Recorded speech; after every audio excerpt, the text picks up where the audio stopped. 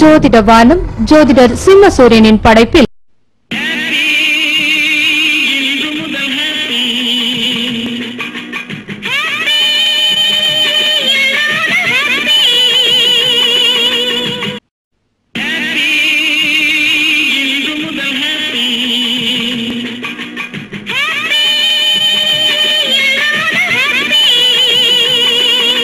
வணக்கம் ஜோதிட நேயர்களே. பிரதிகாலம் என்று ஜோதிடமும் எண் கணிதமும். எண் கணிதத்திற்கும் ஜோதிடத்திற்கும் நெருங்கிய தொடர்பு உண்டு. இது முக்கியமாக நீங்கள் கவனித்துக் கொள்ள வேண்டும். பொதுவாக சொல்லுவாங்க, 3ஆம் தேதியில் பிறந்தா அப்படி, 8ஆம் தேதியில் பிறந்திருந்தா இப்படி எல்லாமே சொல்லுவாங்க. ஆன்மீகவாதிகளாக இருப்பாங்க, 3ஆம் தேதியில் பிறந்தாங்க, 8ஆம் தேதியில் பிறந்தவங்க ரொம்ப ஆனஸ்டாக இருப்பாங்க. நிறைய விஷயங்கள் இருக்கு. ஆனால் அந்த கிரகத்தினுடைய வலிமையை நாம் ஜோதிடத்தில் பார்க்க வேண்டும். இது மிக மிக முக்கியம். 3ஆம் எண்ணில் பிறந்தா சரி, ஆனால் அந்த குரு பகவான் எங்கே இருக்கார், இது முக்கியம். ஆனால் இன்றைய காலகட்டத்தில் நம்ம சனி பயிற்சியை பார்த்து கொண்டிருக்கனால 8ஆம் எண்ணை பற்றி ரொம்ப முக்கியமாக பார்க்கணும்.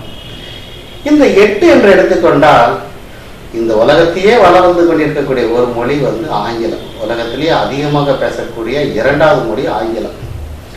அப்படி வரும் பொழுது 26 எழுத்துக்கள் அங்கே 8 தான் வருகிறது. திசை எடுத்துக்கொள்ளுங்கள், 8 4 தான். ஆனால் 4க்கு 4 8 4 + 4 சரி 8 திசை. சரி, லக்ஷ்மி அஷ்டம லக்ஷ்மி 8 லக்ஷ்மி அங்குதான் வருகிறது. இப்போ 8 பற்றி நிறையா சொல்லலாம். ஏற்கனவே நான் சொல்லியிருக்கேன், மகரத்திற்கும் கும்பத்திற்கும் 8 வடிவத்தில் வரும். ஒரு முக்கியமான விஷயத்தை சொல்கிறேன், கம்ப்ளீட்டட் நம்பர் 8. எங்கிருந்து நீங்கள் ஆரம்பிக்கிறீர்களோ அங்குதான் செல்ல வேண்டும். இப்படி பல விஷயங்கள் சனி கிரகத்தை பற்றி சொல்லிக்கொண்டே போகலாம். ஆட்சி உச்சத்தை பற்றி உங்களுக்கு நான் சொல்லியிருந்தேன். சரி, இந்த சனி கிரகத்திற்கு உடலுக்கும் என்ன சம்பந்தம் என்றால், நரம்பு சம்பந்தமான வியாதிகளை தருவாரா என்று சொல்வதற்கு சனி கிரகம் மிக முக்கிய பங்கு வகிக்கிறது. இதை நன்கு தெரிந்து கொள்ளுங்கள். புதனோடு சனி இணைந்திருக்க கூடாது, இது ரொம்ப முக்கியம். அதை பற்றி தெளிவாக பார்ப்போம். சரி, இது போக கலரிங் சைக்காலஜி என்று ஒன்று இருக்கிறது. இது ரொம்ப முக்கியம். ஒரு குழந்தை பிறந்திருக்கு அப்படி சொன்னால் அந்த குழந்தைக்கு முறையான பேர் வச்சு அதை தர்பரையில் அந்த பேரை ஓதி அவங்களுக்கு தெளிவான ஒரு நல்ல வயதானவங்க, நல்ல வாழ்க்கை வாழ்ந்தவங்க, நல்ல தம்பதிகள் அவங்க காதில் பேரை சொல்லலாம். தர்பரையின் மூலமாக சொல்லணும். தர்பரை அப்படி வைத்து சொல்ல வேண்டும். இது ரொம்ப முக்கியம். அதுக்கடுத்து எந்த தேதியில் பேர் வைக்கிறோம், எந்த நேரத்தில் பேர் வைக்கிறோம் அப்படின்றது முக்கியம். அப்புறம் ஓரா ஆஸ்ட்ராலஜின்னு ஒன்று இருக்குது, அதையும் பார்க்க வேண்டும். இப்படி பார்த்து விட்டுட்டு அதுக்கடுத்து கலரிங் சைக்காலஜி. அந்த குழந்தை 8ஆம் எண்ணில் பிறந்திருந்தால் நல்ல ப்ளூ கலரில் ஒரு கவுனம், பெண் குழந்தையாக இருந்தால் கவுனம், ஆண் குழந்தையாக இருந்தால் நல்ல ஒரு ட்ரெஸ் ஏதாவது போட்டுக்கொள்ளலாம். இது ரொம்ப முக்கியம், கலரிங் சைக்காலஜி. இது போக அவங்களுக்கு எந்தெந்த டேஸ் லக்கியாக இருக்கும் அப்படின்னு பார்த்தா, அந்த 8ஆம் எண்ணில் பிறந்தவங்களுக்கு சனிக்கிழமை சிறந்த நாள் தான். சில விஷயங்கள் செய்யக்கூடாது, அது வேறு விஷயம். ஆனால் சனிக்கிழமை 6க்கு 7 இந்த சனி கிரகத்தினுடைய ஓரை, சனீஸ்வரர் கோயிலுக்கு செல்லலாம், ஆஞ்சநேயரை வழிபடலாம். ஆக இந்த 8க்குரிய விஷயங்கள் இப்படி வரும் பொழுது ஆங்கிலத்தில் P, F 2 எழுத்துக்களை சேர்த்துக் கொள்ளலாம். நட்பு நம்பர் என்று பார்த்தால் 3ஆம் எண் ஒரு நல்ல நட்பை தருகிறது.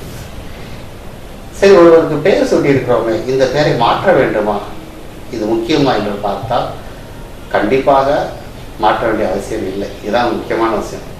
ஒருவருக்கு அன்பா முன்னோர்கள் பேர் வச்சிருக்காங்க. உதாரணத்திற்கு எல் ரெங்கதுரை என்று வைத்துக் கொள்வோம். முன்னோர்கள் பல கனவுடன் வைத்திருப்பார்கள்.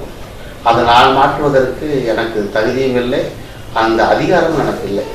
ஆனால் ஒரு விஷயத்தை தெரிந்து கொள்ளலாம், இந்த எழுத்து எத்தனை நம்பரில் வருகிறது என்று பார்க்க வேண்டும். அதோடு எந்த எழுத்தை சேர்த்தால் நன்றாக இருக்கு என்று பார்க்க வேண்டும். இது ரொம்ப முக்கியம். அதற்கு அடுத்து இந்த சனி கிரகத்தினுடைய நம்பர் வந்துவிட்டால் மட்டும் போதாது, இந்த சனி கிரகத்தினுடைய அமைப்பு ஜாதகத்தில் எப்படி இருக்கு என்று பார்க்கணும். அதனால் தான் மிக அழகாக சொல்லியிருக்கிறேன், ஜோதிடமும் எண்கணிதமும். எண்கணிதனுடைய அமைப்பும் இந்த ஜோதிட ரீதியாக உள்ள விஷயங்களையும் இந்த அட்டவணை மூலமாக பார்ப்போம். சற்று கூர்ந்து கவனிங்கள். இவருடைய பெயர் இங்கு கொடுக்கப்பட்டிருக்கிறது, எல் ரெங்கதுரை என்று வைத்திருக்கிறேன். இதை நன்கு கவனிங்கள். இது எண்ணும் பொழுது ஒரு 2 நம்பருக்குரிய ஒரு எழுத்து, ஆங்கில எழுத்து தேவைப்படுகிறது. ஆனால் LK என்று வைத்திருக்கிறேன். ஆக இந்த LK என்பது நல்ல உச்சரிப்பும் கூட. அந்த மாதிரி இணையும் பொழுது ஒரு பலம் பெறுகிறது.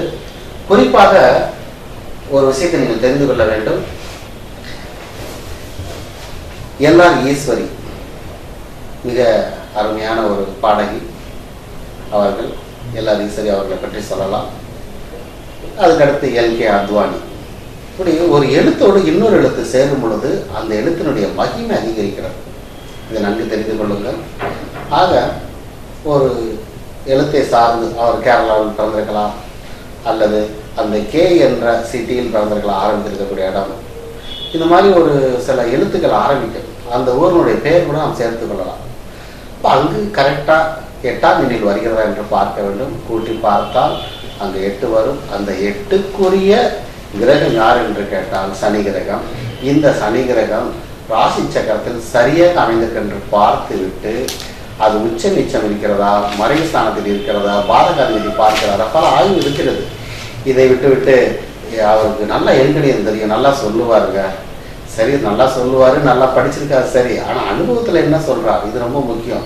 ஜோதிடத்தை பற்றி ஏதாவது அவருக்கு தெரியுமா? இது ரொம்ப தேவையான ஒரு கேள்வி, முக்கியமான கேள்வி.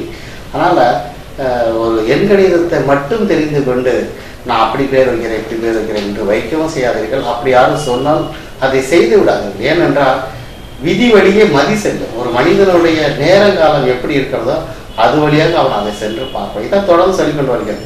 ஒன்றை நம்பித்தான் ஆக வேண்டும் என்றால் அதை நீங்கள் நம்பிதான் ஆக வேண்டும். அதுதான் கடந்த நிகழ்ச்சியை சொல்லியிருந்தேன். ஒரு மருத்துவரை நம்பிதான் ஆகணும், நம்பிதான் ஆகணும். அப்போதான் நீங்கள் ட்ரீட்மெண்ட் எடுக்க முடியும்.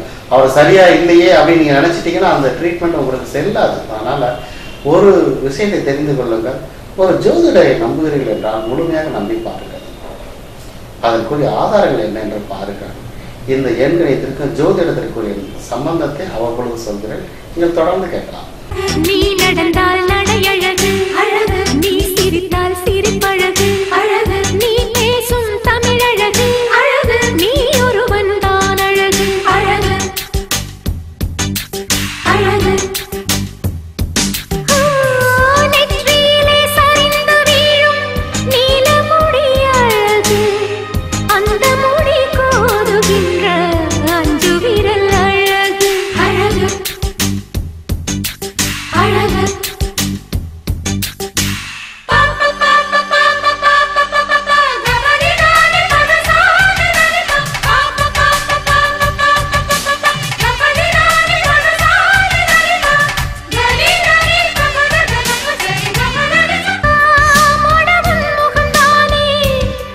நான் கேட்பதில் எல்லாம் அடவும் குரல்தானே, அந்த வான்மழை எல்லாம் இந்த பூமிக்குத்தானே, என் வாலிபம் எல்லாம் இந்த சாமிக்குத்தானே. நான் பார்ப்பதில் எல்லாம் அடவும் முகம்தானே, நான் கேட்பதில் எல்லாம் அடவும் குரல்தானே, அந்த வான்மழை எல்லாம் இந்த பூமிக்குத்தானே, என் வாலிபம் எல்லாம் இந்த சாமிக்குத்தானே. அடவும் முகம்தானே, நான் கேட்பதில் எல்லாம் அடவும் குரல்தானே, அந்த வான்மழை எல்லாம் இந்த பூமிக்குத்தானே, என் வாலிபம் எல்லாம் இந்த சாமிக்குத்தானே. மடல் கொண்ட மலர்கள் மலர்ந்தது எனக்கு மதுரசம் அருந்தட்டுமா,